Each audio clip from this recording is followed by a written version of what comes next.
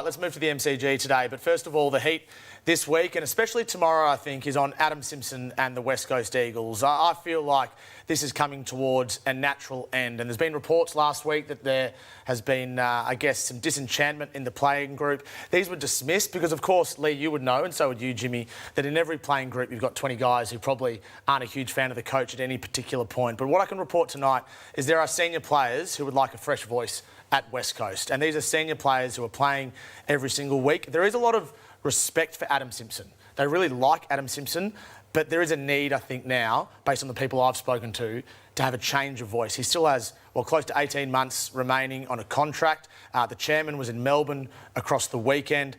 And as Sammy Edmund reported yesterday on SEN, Lee and Jimmy, I think Adam Simpson is completely aware of his football mortality. And I'd like to have a listen to Adam Simpson first on Friday in Perth, and then today after the game. Just have a listen to the way he talks about his future as senior coach of West Coast. We're legitimately starting that build now, and it's not round 17, everything's away we go. It's going to take time.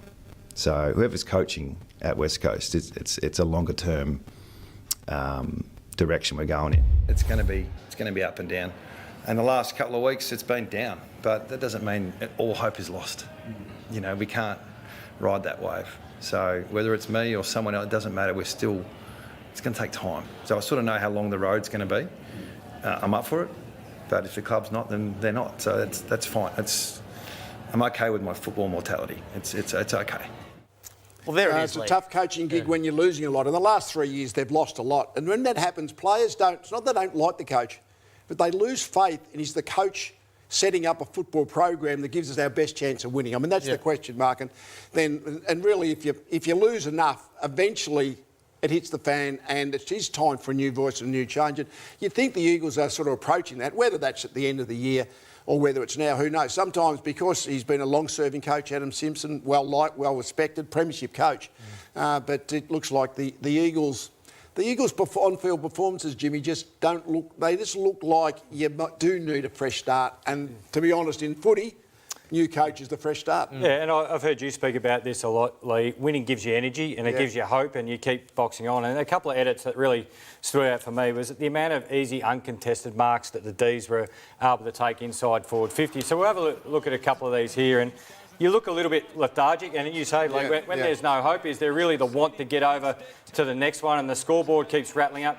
Look at this, just an easy, uncontested mark. Players are just jogging through, around we go, and your attention to detail tends to drop. We see another one come in here. Now, look, you can get beaten by a better side. We know where they are on the ladder, but just these little things. Melksham takes a mark. There's players just walking around. There's another one. There's two inside forward 50. And we're going to find another one that ends up here to Langdon. There's three inside forward 50, all within 30 metres of goal.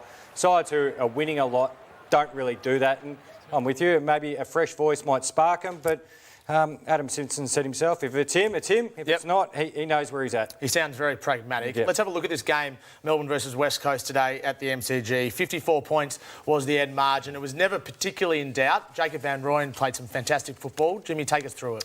Yeah, well, Van Rooyen was super, and Lee, we think he's probably the story of the game. 4 goals. They've been screaming out for one of the big key boys to take some grabs. Bailey Fritsch always hits the scoreboard because he's just clever.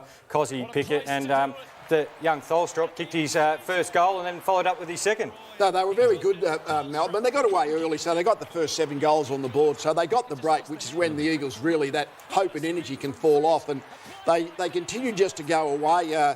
But I thought Van Rooyen had 8 shots at goal, kicked 4 goals for, and had 9 marks, I think he had. He actually, they've been waiting for the big forward. Now he's shown glimpses.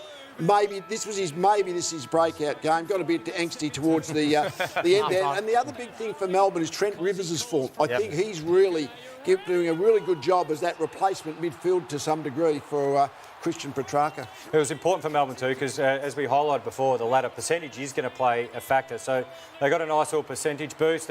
But a guy they would have loved to have out there, Tom, in their charge towards the 8, Christian Petrarca. You've got more news on him. Yeah, Christian, that's Jake Melksham. He was great today as well in his return from an ACL, although it'll be interesting to see whether he faces MRO scrutiny for a collision with Jeremy McGovern. So just watch out for that this week. Yeah, Christian Petrarca had his appendix out today, Lee and Jimmy. So nothing to do with the spleen. It's just a completely separate incident or separate... It does have something to do with it. So Alan Richardson conceded this in an interview with Nat Ioannidis today.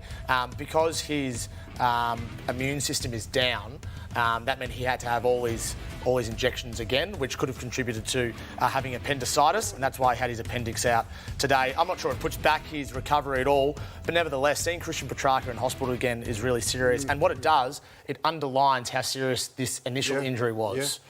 All right, let's move on to Brisbane versus Adelaide at the Gabba. Lee, you watched this game closely this evening. I did. 5 straight for the Lions. Well, I did. They're in good shape, but they weren't that good today, I didn't think. I mean, it was a very competitive game. The Lions got a couple of goals clear at the start of the game and sort of held that sort of 3 or 4 goal margin for most of the game. We'll have a look at a few of the highlights on the way through. Lachie Neale early, I think he kicked 3 goals in the first half and had 22 disposals. You can't get much better than that out of a midfield. He was outstanding.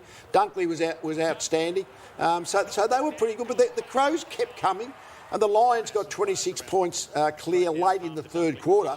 And then they were 4 goals in front for most of the last quarter. Ben Keys, he was really good. He kicked 4 goals. He was the main forward threat for the Crows today. But the Crows end up kicking the last couple of goals. Fogarty might have got involved in that, but they kicked the last couple of goals to get down to a couple. And eventually the Lions won by, well, they won by sort of 1-5, I guess, but they won by 11 points. But not terribly impressive. But nevertheless, this time of year, all you got to do is get the 4 points. Get a W. The circumstances don't matter for about a month's time. And Tom, apart from Brisbane charging back up the ladder, the big talking point again was another star. Isaac Rankin might be in a bit of trouble. Yeah, another Isaac. 2 Isaacs in trouble today. I think this is absolutely going directly to the tribunal, a minimum of 3+ weeks. And the reason is he elected to bump, and whenever you do so, that's Brandon Starcevic, the Brisbane Lions player, Lee, you're in trouble. Even if it is a head clash. That's right. The head clash was what caused the concussion, but the fact that it was an unnecessary bump, really. I mean, they were... Starcevic plays very tight checking footy, and I think Isaac Rankin wanted to return a bit of aggression, but when you did it in that manner, if he got away with just the body bump, he still might have got a fine, but as soon as your head hits the other head, well then the concussion protocols and the suspensions increase and the weeks increase. And concussion means it's severe impact, which is an automatic trip to the tribunal. Matthew Nicks, the Adelaide coach, spoke after the game. It pulls us apart a little bit when we do, have to put a lot more time in and it shuffles. If our midfielders aren't quite, that's probably not the word, if our midfielders aren't getting it done, then it pulls our structure apart. And in the second half, we went to almost plan D, unfortunately. Plan D, A, B, C, D. That's the 4th option for the Adelaide Crows.